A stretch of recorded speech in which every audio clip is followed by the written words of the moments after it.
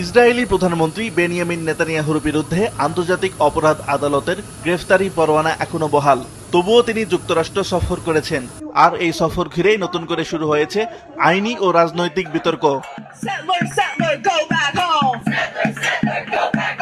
Benjamin Netanyahu is a war criminal. New ইয়র্কের mayor Zoran Mamdani মার্কিন প্রশাসনের প্রতি আহ্বান জানিয়েছেন আন্তর্জাতিক আইনের প্রতি সম্মান দেখিয়ে নেতানিয়াহুকে গ্রেফতারের উদ্যোগ নিতে।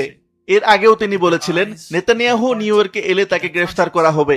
Whether New York City could execute the International Criminal Court's arrest warrant if Benjamin Netanyahu came here. It is clear that we do not have the independent legal authority to enforce this warrant.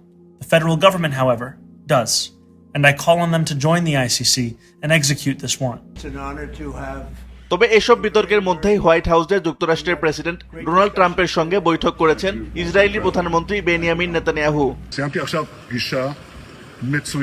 বৈঠক শেষে Netanyahu বলেন, আলোচনা ছিল চমৎকার এবং অত্যন্ত ফলপ্রসূ। তিনি এটিকে দুই নেতার মধ্যে হওয়া অন্যতম সেরা বৈঠক বলেও মন্তব্য করেন।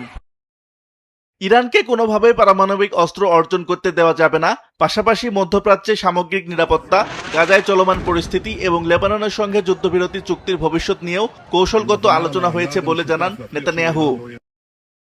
একদিকে আন্তর্জাতিক অপরাধ আদালতের গ্রেফতারি পরোয়ানা, অন্যদিকে বিশ্বের অন্যতম প্রভাবশালী দেশের সর্বোচ্চ নেতা।